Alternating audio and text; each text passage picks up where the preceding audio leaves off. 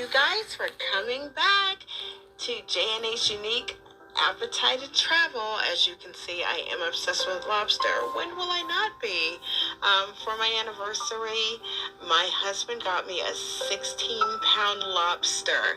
Yes, as you can see in these pictures, I'm just here to give you the recipe for another beautiful butter sauce. This one isn't sweet, so if you don't like spicy, this wouldn't be for you.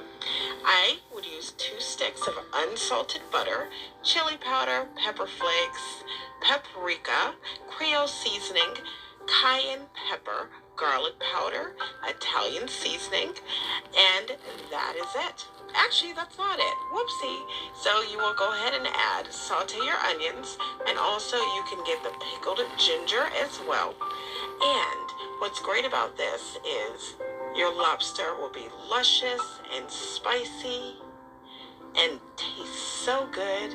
Thank you for tuning in again to J&A Unique Appetite and Travel.